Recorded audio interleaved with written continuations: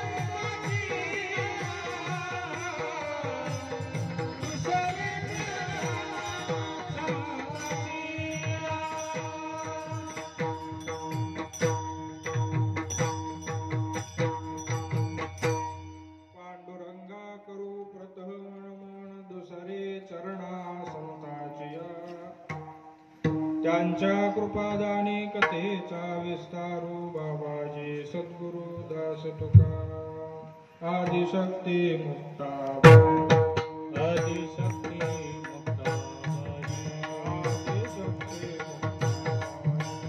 आदिशक्ती दास जने लागे दास जने लागे माई दास जने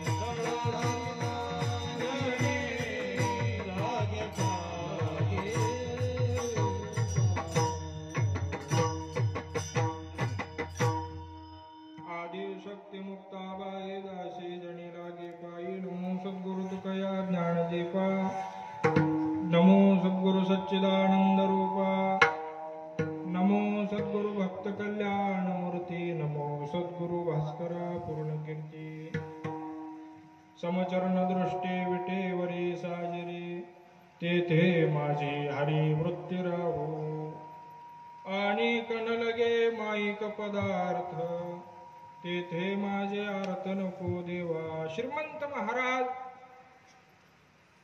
जगद्गुरु तुकोबाराय प्रस्तुत अभंगामधून आपल्या अभंग संहितेचा आरंभ करतात. अभंगाकडे जाण्याच्या अगोदर आजचा हा जो प्राप्त प्रसंग आहे, हिंगणे गवाड या ठिकाणी असणारा श्री संत ओखरनाथ महाराजांच्या पुण्यतिथीचा सुवर्ण महोत्सव आणि त्या सुवर्ण महोत्सवी पुण्यतिथीच्या निमित्तानं असणारा हा अखंड हरिनाम सप्ताह, कीर्तन महोत्सव, रामायण कथा महोत्सव.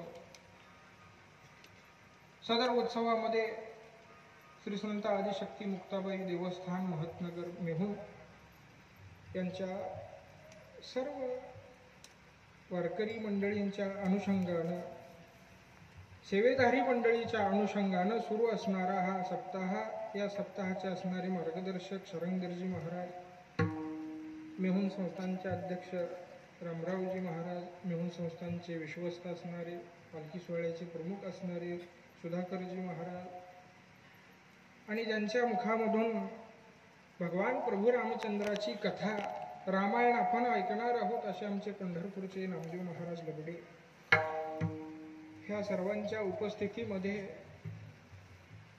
या सप्ताहास आज काय होत आहे, आरंभ झालेला आहे.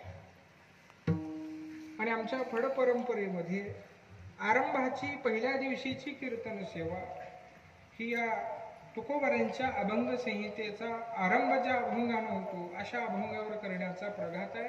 अशी एक अलिखित असणारी महाराज काय आहे, परंपरा आहे. आणि आजच्या सकाळच्या कीर्तनकाराने असं सांगितलं की आपण कायदे तोडतो, नियम तोडतो, पण परंपरा सांभाळतो. आणि त्या परंपरेला अनुसरून आजच्या असणाऱ्या अभंगाची निवड आहे. पहिल्या दिवशी पहिल्या अभंगावर कीर्तन करायचं असं आमच्या फडाची पद्धत आहे.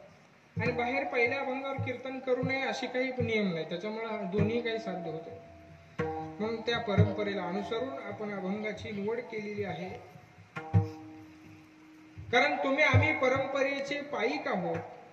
नुसते पाईक नाही तर त्याचं आचरण करून वाहक आहोत आणि वाहन करून पुढच्या पिढीपर्यंत ही परंपरा आपण सुपूर्द करत असतो. आणि ती सुपूर्द मोकळ्या पद्धतीने करता येत नाही, त्याचं आचरण करावं लागतं. आणि म्हणून त्या आचरणाकरिता, त्या परंपरेकरिता या अभंगाची केलेली काय आहे महाराज, निवड. तुकोबारा एका ठिकाणी सांगतात, ऐसी परंपरा आली से चालत, ऐसी परंपरा आली से चालत, ऐसी परंपरा आली से चालत, ऐसी परंपरा आली से चालत, गलता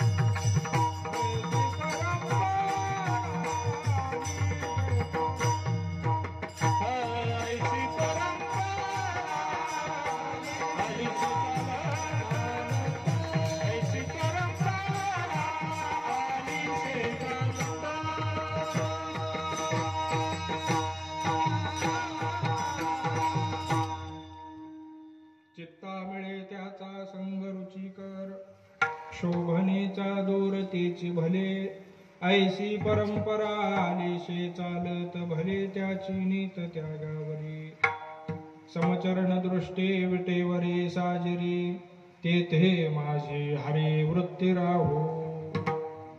महाराजांनी या अभंगामधून आपल्या अभंग संहितेचा आरंभ केलेला आहे.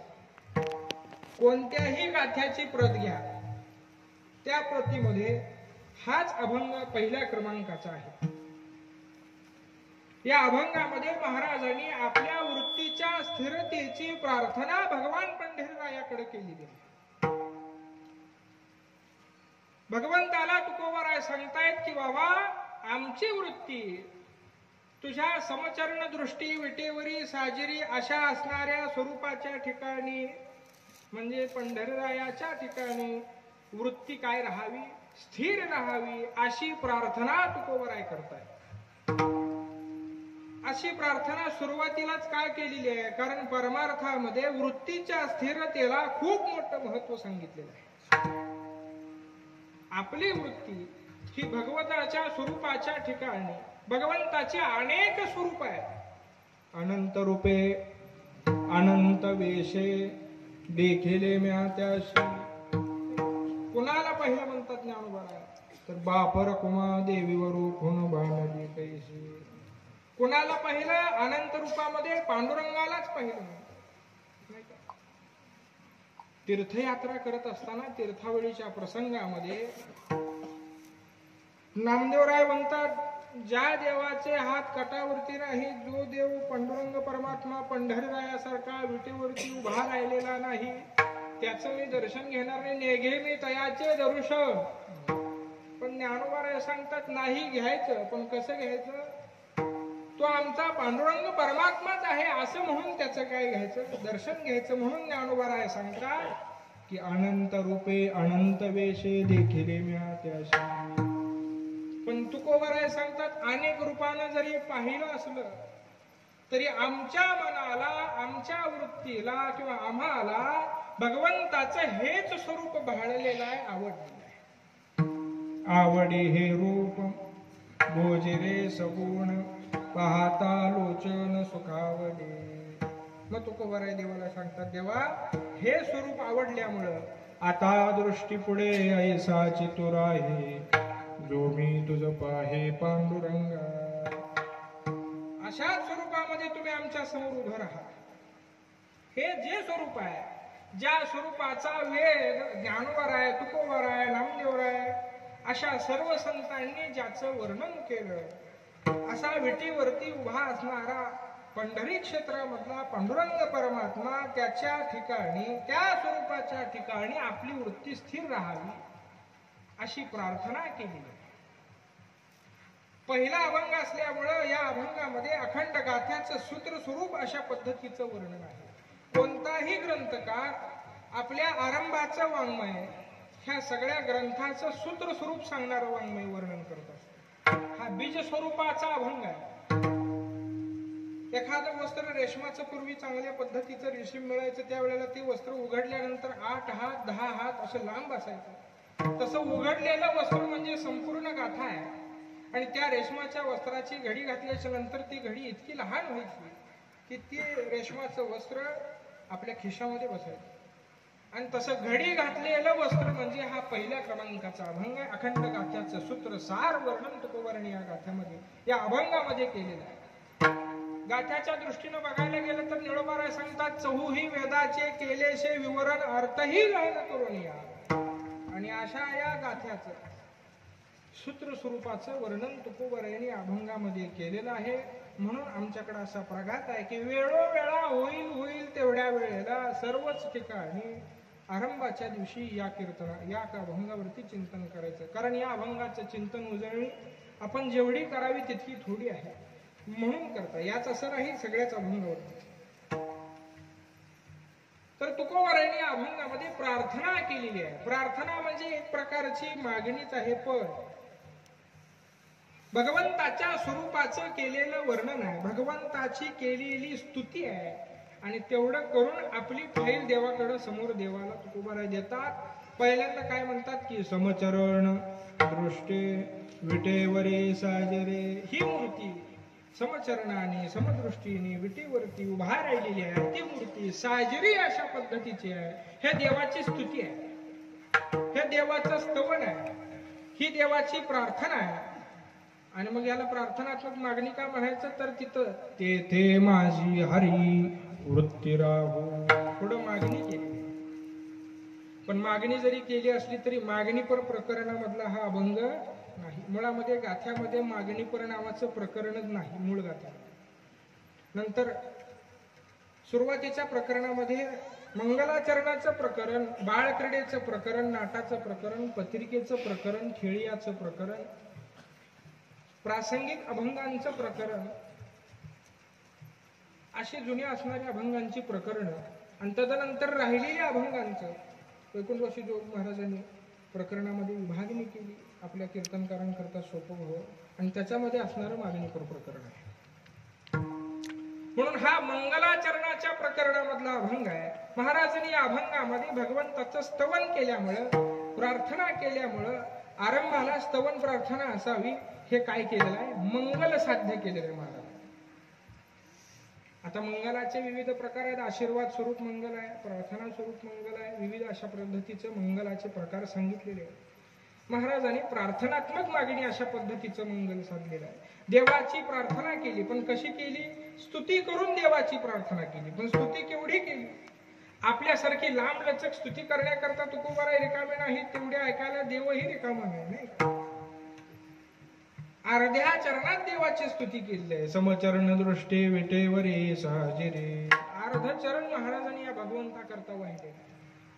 पण या अर्ध्या चरणाचा जर अर्थ आपण लावत बसलो तर कितीतरी दिवस याचा अर्थ लावावा. असा गहन अशा पद्धतीचा अर्थ महाराजांनी या स्वरूपाच्या ठिकाणी सांगितलेला. महाराज सांगतात हे स्वरूप कसं आहे, समचरण समदृष्टीने आहे. फक्त तुकोबराय सांगतात असं नाही, ज्ञानोबराय सुद्धा सांगतात. समचरणीच्या खुणा उभा पंढरीचा राणा, तो आवडे जना मना दुर्लभ गे माया. किंवा तुकोबराय एका ठिकाणी सांगतात हे समचरण साजरे विटेवरी पहा भीमा तेरे विठ्ठल रूप. विटेवरे ज्याची पावले समान, तोची एक दान शूर दाता. अनेक ठिकाणी असं वर्णन आहे. पद्मपुराणामधल्या एका श्लोकामध्ये सुद्धा असं वर्णन आहे की समचरण सरोजम सांद्र निलांबुदाभम जघन निहित पाणिम मंडनम मंडनानाम करुण तुलसीमाला कंधरम कंजनेत्रम सदय धवलहासं विठ्ठलम चिंतयामि. म्हणजे पद्मपुराण सुद्धा भगवंताचे वर्णन समचरण सरोजम असं करत आहे. भगवान परमात्मा समचरण आणि समदृष्टीने विटेवरती उभा राहिलेले आहे. त्याचं कारण काय? तसं बघायचं जर झालं तर सम या शब्दाचा अर्थ पाहावा लागेल. महाराज सम या शब्दाचे अनेक अर्थ सांगितलेले आहेत. मराठी शास्त्र व्याकरण शास्त्रामध्ये एकेका शब्दाचे अनेक अर्थ असतात, आपल्या सर्वांना माहिती आहे. सम म्हणजे काय असा अर्थ जर आपण विचारायचं ठरवलं आणि आपण ज्याला विचारलं तो जर शिक्षक निघाला तर त्यांनी सांगावं महाराज सम म्हणजे असं असतं की ज्या संख्येला दोन्ही निशेष भाग जातो त्याला काय म्हणतात? सम संख्या असं. आणखी एखाद्या गायनाचार्य अशा महाराज मंडळी असतात शिकते चांगले, त्यांना विचारावं सम म्हणजे काय, तर ते म्हणतात महाराज सम हे कसं आहे, सम ताल घाट मात हे गायनामधल्या अशी काहीतरी विविध अशा पद्धतीचे अंग आहेत ज्याचं शिक्षण घ्यावं. एखाद्या वादक मंडळीला विचारावं, अशा महाराजांनी शिकलेले, त्यांना विचारावं सम म्हणजे काय, ते म्हणतात अहो सम म्हणजे काय सांगण्यापेक्षा आम्ही जे दाखवत नाही त्याला सम म्हणतात. मग सम म्हणजे नेमकं काय पाहिजे? विठाला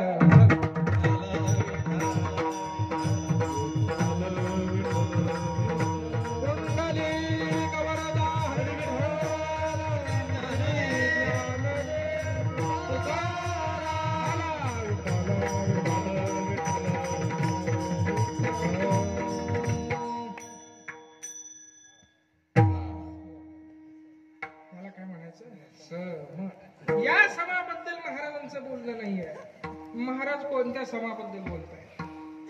महाराज ज्या समाबद्दल बोलताय ज्या ठिकाणी आशीर्वाद देताना कृपा करताना कोणत्याही विषमाची बाधा नाही, समोरचा जो जो येतोय त्याच्या ठिकाणी त्याचं काय काय पुण्य आहे, त्याचं काय काय कर्म आहे हे पाहण्याची ज्या ठिकाणी गरज नाही, तो पापी आहे का दुराचारी आहे का पुण्यवंत आहे का वेदपाठक आहे, अशा कशाच्याही बघण्याची ज्याला गरज नाही असं सम असणारं आमचं पांडुरंग परमात्मा.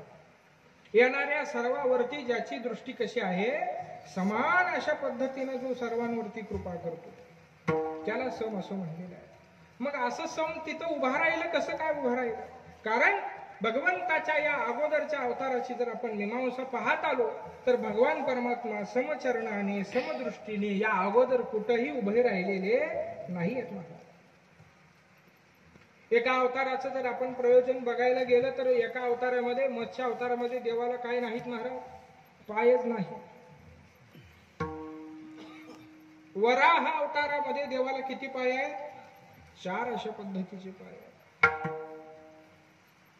पुढं परशुराम अवतारामध्ये जरी 2 पाय असले तरी कोणाचा तरी संहार आहे, त्याच्यामुळे तिथं सम असं म्हणू शकत नाही.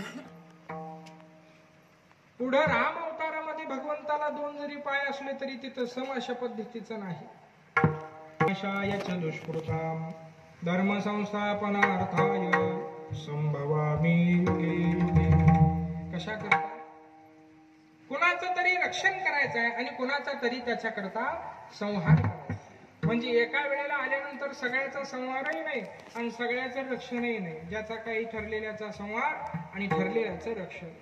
नरसिंह अवतारामध्ये 11 आणि त्या स्वरूपामध्ये शिशुपालाचा वध करतात. पण तेच स्वरूप ज्या वेळेला भक्त प्रल्हादाला कवटाळतं त्यावेळेला त्या नखांची बाधा त्या भक्त प्रल्हादा करता होत नाही. तिथं त्यांचं लक्षण आहे. म्हणजे वेगवेगळ्या अनुषंगाने दृष्टीने भगवान परमात्मा प्रत्येकाकडे पाहत आलेले आहेत आतापर्यंत. राम अवतारामध्ये भगवान परमात्मा ज्या वेळेला आले त्यावेळेला, आता रामायणामध्ये तुम्ही ऐकायलाच नामदेव महाराजांच्याकडून की भगवान परमात्मा धनुष्यबाण चालवत असताना एक पाय पुढे ठेवतायत, एक पाय मागं ठेवतायत. कारण समान चरण ठेवून धनुष्यबाण चालवता येत नाही, त्याचं ते शास्त्र आहे. समान पाय ठेवायचं नाही, त्याचं कारण आहे काहींचा संहार करायचा आणि काहींचं रक्षण करायचं. सगळ्या करता समान भूमिका भगवान परमात्मा घेत नाही. आणि तोच परमात्मा ज्या वेळेला कृष्ण अवतारामध्ये येतो त्यावेळेला त्याचं वर्णन एका ठिकाणी असे केलेलं आहे. तळवे तळहात टेकीत डाव्या गुडघ्याने रंग. अशा पद्धतीचा तोच परमात्मा एका ठिकाणी असं ज्याचं वर्णन आहे. देहुडा चरणी वाजवितो वेणू गोपिका रमणू स्वामी माझा. असा 1.5 चरणावरती देहुडा असा कृष्ण परमात्मा उभा राहिलेला आहे. किंवा त्याचंच वर्णन एका ठिकाणी पुढे जाऊन असं केलेलं आहे. त्रिभंगी देहुडा ठाण मांडोनिया माझे.